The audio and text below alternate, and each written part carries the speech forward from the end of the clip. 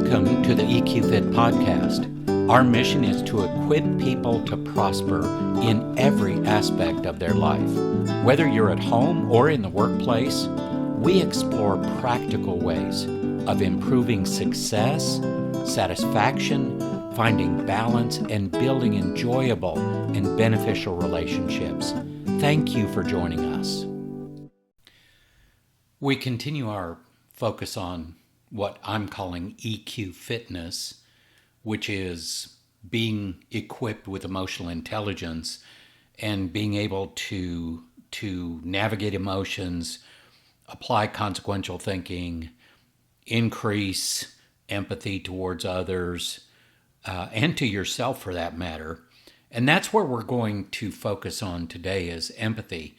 But I want to ask you a question first. Do you think you're a leader? Now, you may not have an official position as a leader, but the reality is we're all leaders. We lead ourselves first, and then we lead other people. And leadership is more about influence and inspiration than about having authority or managing other people. And I think that's where a lot of people miss the understanding of what leadership really is. They think of it more in managerial terms or authoritarian terms, which is not what I want to focus on today. I want to focus on leveraging empathy in a way that makes you a good leader, even if you're only leading yourself and people close to you. Maybe it's your family, maybe it's people at work, on your team, but all of us are leaders in some way. So how do we leverage empathy to become a better leader? Well, first, empathy is the cornerstone of effective leadership because it serves as a bridge that connects leaders to teams or leaders to other people.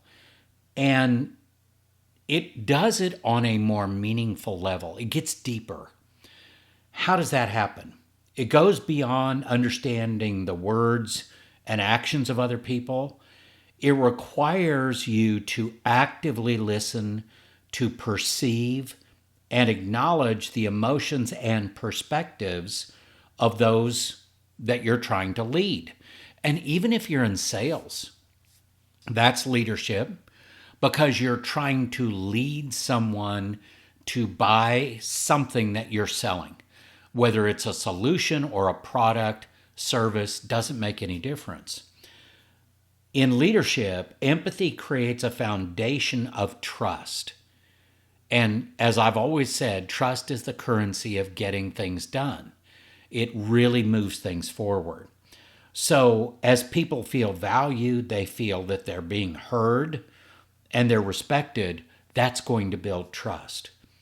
When leaders demonstrate empathy, they open channels of honest communication, making it easier for their teams or other people to share ideas, to share concerns and challenges. Here's the key, without the fear of judgment. So empathy plays a critical role in navigating conflicts, resolving issues, and fostering collaboration. And don't get empathy confused with sympathy. Sympathy is basically, gosh, I'm sorry you're going through that, hope you do well. Empathy is more, tell me what's going on. Oh, how can I help? It's truly a higher level of engagement with someone. The fact that you actually do care about and being authentic about that, caring about others. Leaders who empathize with their teams can better anticipate their needs. They can respond better to challenges in ways that show genuine care and understanding. Now, this approach encourages a supportive environment where people feel safe to take risks, make mistakes, and grow. And that's what we want. We want to cultivate that kind of a culture. Empathy also enhances a leader's ability to address individual differences. It may be adapting to someone's approach to meet the unique needs of each team member. And some of that may very well be just communicating differently with people of different personality types. Some people are going to want bottom line. Some people are going to want to know about who's involved and who's doing what. Other people are going to want to have a clear expectation and agreement about what needs to be done so they can feel like they can trust others. And other people may just need a lot of facts and details. I've just kind of highlighted the 4 basic types of personalities out there that you may need to practice empathy as a leader, whether you're an authoritarian leader, you have authority over people or not, by understanding the communication styles can be different for different people, just like learning styles can be different and collaborative styles can be different. In our rapidly changing world today, where adaptability and resilience are absolutely essential to success and satisfaction, empathy actually empowers leaders to guide their people through uncertainty with compassion and strength. That is real leadership when you can do that. Empathetic leaders create a positive workplace climate that boosts morale and engagement. Of course, we all want higher levels of engagement, right? And productivity. And all of those things are essential for sustained success, which is what we want. We don't want situational success only. We want sustained success. By integrating empathy into a leader's style, leaders not only strengthen their relationships, but they inspire loyalty and commitment, which fosters an environment where individuals are motivated to give their very best. And that's exactly what we want. That's what engagement is. When you get a commitment from people to do their very best. So, how does this work? Well, let me share a story with you that I think really illustrates what I'm trying to say here. Many years ago, I got into a first meeting with a client, potential client at that time, but became a client of many years. And I was sitting down with the owner in that meeting, and we were talking about the issues and the pain points and the problems. And he reached a point where he literally turned red in the face and looked at me and in a very loud voice said, "I don't know why people can't just leave their emotions at home. I don't understand why people can't just suppress those things." Which was actually fairly interesting because this is a highly skilled technical individual that really was displaying emotions of his own, frustration, anger, whatever you want to call it, probably a mix of all of those. But he was saying it about other people. And I kind of looked at him and grinned, and of course, that was probably not the best response. But he said, "Okay, what's so funny?" And I said, "Well, you want people to leave their emotions at home, right?" He said, "Absolutely, just check them at the door." I said, "Okay, well, what about what you just did?" "Well, that wasn't emotional." And I just laughed, and I think he finally kind of realized, oh yeah, I guess that was. Well, that's the point. You don't want to leave emotions at the door. You don't want to try and just leave them at home. And suppressing emotions is only going to put them under pressure so that at some point they're going to explode. And it's probably going to be at the worst possible moment. So we started to work on changing that culture and creating some values and creating some behavioral norms that were really much better for that organization, where they could be more productive. Now, how did that happen? Well, everything starts with leadership. And it's funny. If I really want to get somebody's attention, I feel like a leader is not paying attention to me, I'll ask them a question. And that question is, do you realize that the fish rots from the head down? Of course, I always get this moment of silence, right? Like, wait a minute, what did he mean by that? And then they finally figure out, oh, if the leadership isn't where it should be, the rest of the fish, the rest of the body is not going to be where it should be. So let's talk about empathy in the workplace. And what is it and why does it matter?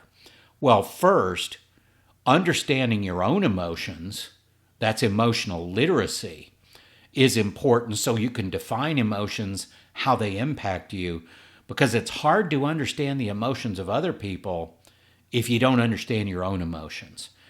Understanding other people's emotions, which we call empathy, is the ability to understand and share the feelings of others. It's a core emotional intelligence skill that enhances interpersonal relationships, and it helps leaders make well-rounded decisions. Why is that? If you don't understand what other people are thinking and feeling and their perceptions, then it's going to be very difficult for you to collaborate well with them and to lead them well. Remember, leadership is a two-way street. Just because you have the title of leader does not mean that you're a leader. Because if you don't have followers, you're not a leader. And so you've got to get to that point where you're engaging people to follow your leadership. And where does that come from? Well, it's not any of those managerial skills, although those can be helpful. It comes from emotional intelligence skills. Do you project optimism? Can you cast a vision that engages people and increases their own motivation to move forward? There's so many things about leadership that are based in the emotional drivers of people versus some technical aspect. So one of the ways that empathy really helps a leader is by bridging communication gaps. Empathetic leaders are better equipped to bridge communication gaps. They can translate messages in a way that resonates with diverse perspectives. Just for a second, if you have a team where everybody looks the same, personality-wise, experience-wise, all of that, that's not really the best kind of team to have. Where are the complementary strengths? Where are the blind spots? If you have a team where everybody looks alike, there are probably going to be some blind spots. And those may be critical, and they may be very negative in getting the outcome that you want to get. So we have to think about how we communicate with different perspectives, different personality types, which fosters mutual understanding. And then it also reduces conflicts. Conflicts many times come out of a misunderstanding or a lack of understanding from others. Another important part of empathy is to create what we call psychological safety. When leaders demonstrate empathy, they can create a safe environment where team members feel valued, they feel comfortable, and they can share their ideas or concerns without feeling judged, without the feeling that they might be punished if they say something that is in conflict with their leader or with other team members. This is really important. This is about practicing curiosity, not judgment. And the more we can practice curiosity, the better we'll be at leading ourselves so that we can lead other people and not just slap a judgment on somebody and say, well, you're just stupid because obviously you don't know what you're talking about. Well, maybe that's true, but it's not helpful. It's not productive. It's not profitable. We can also increase workplace satisfaction by practicing empathy. Empathy leads to greater job satisfaction and loyalty because employees feel understood and appreciated, which can directly reduce turnover rates. So there's a real ROI to all of this. And I can tell you right now, in my experience, my clients get a 7 to 26x ROI, meaning every dollar they spend with me, they're going to get something between $7 to $26 in return on that investment, just depending on the client and what happens in the work we're doing with them. I've proven that out over many years now. Where can you get a 7x return on your investment? Not very many places, to be honest about it. And then the last thing I want to talk about here, about what is empathy, why it matters in the workplace, is it's a driver of engagement. Engagement is kind of that holy grail of the workplace. And when people do climate surveys for their organization, most of the time, the first place they look is, what is our engagement level? And globally, it's not very good. It's like in the low 30% range. I've even seen some places in the 20% range. Well, let's say it's 33%. 1/3 of your employees are engaged. What does engaged mean? They have an emotional commitment to go above and beyond for the team, for the effort, for the organization. Empathy strengthens engagement and really drives the ability for employees to feel understood, and they're going to be more likely then to be motivated, internally motivated, not just externally motivated with give me more money or give me the recognition. The real motivation that drives engagement is intrinsic motivation. And applying empathy to drive engagement is going to drive success for the long term. And isn't that what we all want? So how does empathy build trust with team members? First, it helps to open up communication.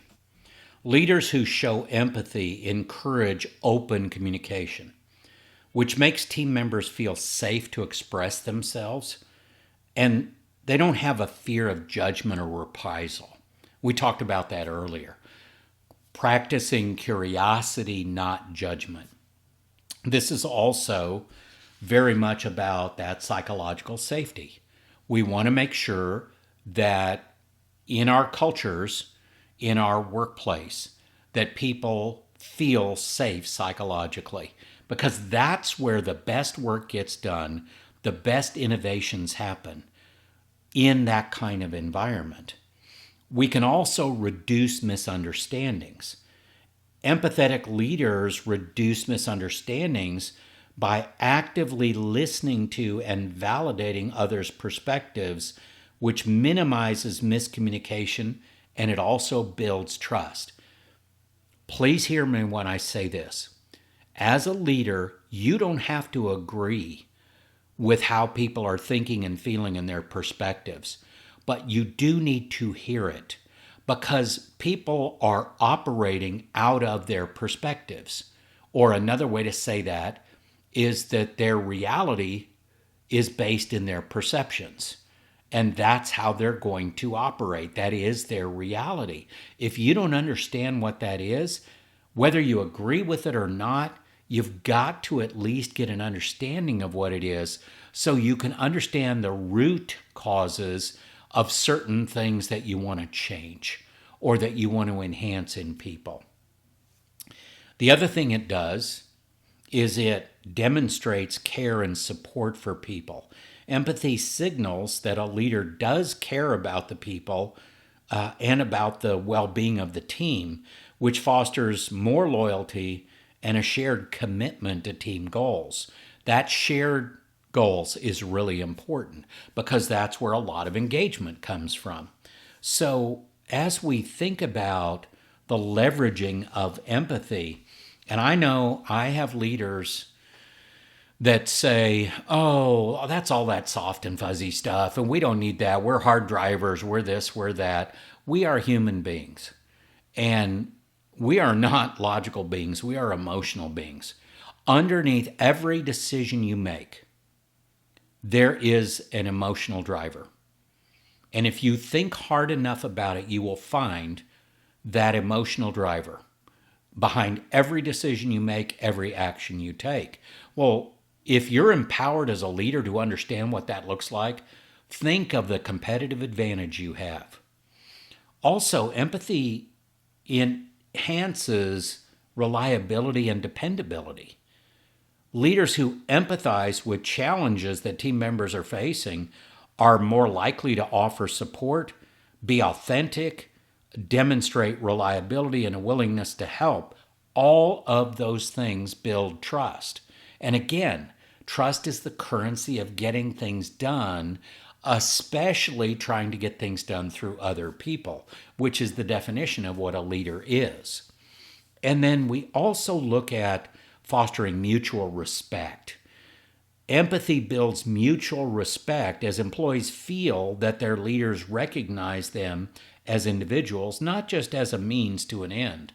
I saw a study recently where employees were surveyed about how much do you trust executive management, how much do you trust mid-management. And executive management, that score came out in the 20th percentile. And mid-management came out in the 40th percentile. That's not good. If that's the way your employees see executive leaders and mid-management leaders and the level of trust they have, no wonder we have so much dysfunction in the workplace. No wonder we've lost so much productivity, because an engaged employee that has high trust through this shared empathy culture that's going on will give you 2 to 4 times the productivity of a non-engaged employee. Well, I want more of those folks because I don't need as many of those to get a lot more productivity. So how can we start to practice empathy daily? It doesn't make sense to talk about it if we don't talk about how to put it into place. First, active listening. Focus fully on the speaker. We have, and I have done an episode about this, continuous partial attention. We have to be so careful that when we're with somebody else as a leader, that we are fully focused on that, fully present in the moment. That's what we want to be. Because I guarantee you, people will realize if you're playing on your phone while they're talking to you, if you're looking at your watch, if you're doing other things like that, they're going to think that you don't care. They're going to think that what they have to say isn't important to you, while it may be very important to them. This is why active listening is so important. The next thing is ask good questions and show curiosity. Again, don't judge people. That's a stupid idea. Why would you do that? Don't go that direction. Ask good questions and practice curiosity. So instead of, why did you do that? Or why did you do that way? Ask a question, help me understand how you came to that decision. Isn't that a much nicer way to approach someone and get what you want out of them, to understand where they're at, than judging them? Well, the next thing, as far as putting empathy into practice, acknowledge emotions as you're having conversations with people. And if you're not comfortable doing that, I highly recommend working on your emotional intelligence skills. And we have some excellent online courses that you can take. One especially is called Emotional Intelligence for Life and Work. That's kind of an introduction course to help you get much more comfortable with emotions, because most people think emotions are this mysterious thing. Emotions are science. It's neuroscience at work. And I explain in that course how all of that works. You can go look at that at eqfit.org. So acknowledge emotions in conversations. If you see somebody who's upset, don't just bulldoze over that. Ask them, stop, and ask them simple things like, hey, I can sense you're upset about something. How can I help? That's empathy, because you care about them. You're showing empathy to them, trying to understand their feelings while at the same time offering support. You can practice empathetic body language. So don't sit back in your chair with your arms crossed across a desk from somebody, because that's very threatening. Find some way to be more open, maintain eye contact, nod, open body language. That communicates attentiveness and understanding. And another thing we can do is pause and reflect. And this is a big one. Before you respond, don't just react. Put some thought into your response. Take a moment to consider other people's emotions before responding. Can really prevent impulsive reactions that you might regret later. One of the things that I like to say to people is, if you'll take a few seconds of silence, it may seem uncomfortable, but as I can guarantee you, as a leader, people are going to look at that going, wow, he's really thinking about this. He's really putting his knowledge and wisdom and experience to work on this. He's really listening to me, or she, as the case may be. That's important. You look smarter and wiser by being quiet for a while. But you know what it does? It also lets you come up with a better response because you want a better outcome. So let's close this out by focusing on the impact of empathy at work. Empathy in practice. Number one, it encourages inclusive input. What does that mean? Empathy allows leaders to consider different viewpoints, making team members more comfortable contributing their ideas. I've seen this so many times where the best idea in the room may very well be with the quietest person in the room, the person that's the least likely to raise their hand and speak up. We don't want to lose those good ideas. So we need to encourage this open environment of communication through empathy where there is no judgment. And as leaders, we need to put guardrails around anybody else who judges others. And we need to deal with that directly. If you're reinforcing behavior you want, do that in public. That's fine.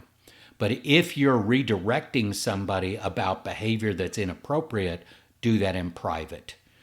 That's not really what this is all about today, but I wanted to give that to you because it's very effective. But you need to nip that in the bud if it comes to other team members being critical. It's okay to have constructive feedback, but it is not okay to judge other people because you're just going to shut people down and they're not going to be engaged. And you don't want that. The next thing that is really an impact of empathy as it's practiced is facilitating conflict resolution. As a leader, you will be much more equipped to resolve conflicts if you practice empathy on a regular basis, because then it isn't so much a confrontation as it is a resolution. You're working together, you're understanding other people's perspectives to get the outcome that you want. Also, it strengthens team cohesion. Team cohesion is very important. By fostering empathy, leaders can help build bonds among team members, which creates a more united, cohesive, and collaborative culture. We definitely want that. We can also promote cooperative problem solving. This is really important. If you solve problems individually, they may or may not be the best solutions. But if you solve problems as a team, you're going to get better solutions more often because you've got different perspectives, different ideas, people seeing things from different directions. And you can pull those together as a leader and make your best decisions to move forward. Not that you have to do every decision collaboratively. There may be some you've got to make on your own. But the more you can practice collaborative problem solving, the better off you're going to be. And then the last impact here is really enhancing motivation. And that's so important. Empathy inspires a team-oriented mindset where members are motivated to support each other. And that's what we want. And we want that to be intrinsic motivation, coming from their beliefs and their values and the way they choose to do their work and the rules that they live by and their self-talk. All of that is important to the individual. And then as you bring the team together, it's very important you have a culture that fosters motivation, because that motivation is critical to getting the success and satisfaction that you want as a leader and that your team members want. So I kind of want to look at how does this all impact people outside the workplace, meaning your customers. How can it improve customer service? How can you really make a difference with people?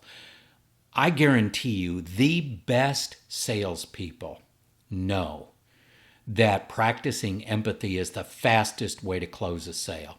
It isn't some hard, charging technique of, assumptive close and then hard close. And that's not going to work in today's world. It may work some, but you may only get one sale too. We all know it's better to get the next sale, the next sale, the next sale from the same client, because those become more profitable as you get more of them. So as we kind of focus in here, number one, if you can understand the customer's needs and what are the emotional drivers that are driving that, that's huge. The second thing, build emotional connections with customers. Don't make it just about the transaction. This is more of a relational, emotional approach. It goes deeper, because if there's anything about the transaction they don't like, they can discard it in a heartbeat. But if you make deeper connections, it's harder to discard that. And it creates more trust. It creates more connection and engagement when you go those deeper levels with customers. And I love this part, and I like to share this with you. One of the things that I'm very good at, and I've seen in other top salespeople, is turning challenges into opportunities. So when somebody calls and a customer has a problem, don't look at it as something to avoid or something to run away from, or oh my gosh, slap a judgment on that person, what a jerk, whatever. Look at it as an opportunity. In many ways, the strongest relationships I have had with customers have come when they had a problem, and that I was empathetic. I understood what their feelings were and why they were feeling that, and we worked together to resolve it. What a great way to leverage empathy. And empathy is a skill that will give you all kinds of success in life. Also, it can help to reduce customer frustration. Empathy helps providers like us to address issues with patience and understanding. If you show impatience and a lack of understanding to your customers, all you're doing is shooting yourself in the foot. That's just not a good recipe for success. And I'll leave it at this. This is the last one. Creating long-lasting quality relationships. Empathy fosters trust and rapport with customers, which leads to stronger, long-lasting relationships that drives repeat business and referrals. And we all want more of that. So to kind of close out here, empathy in the workplace, especially for a leader, which is really all of us, because we all influence other people in some way, is a key skill. If you want more success and satisfaction in your life, empathy is the way to go. And remember, it's not compromising. It's not giving in. It's not allowing others to make decisions for you.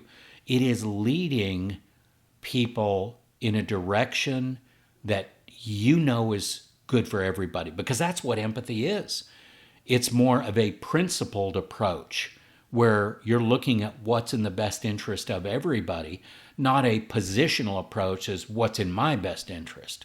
So I highly encourage you to consider empathy as a skill to develop if you really want to be more successful and more satisfied, both at home and at work. Thank you for joining us for this episode. If you have any questions about this week's episode, or maybe a suggestion for future episodes you'd like us to explore, please contact us through our website at eqfit.org. For more information and inspiration, connect with us on LinkedIn, Facebook, and YouTube at EQFit.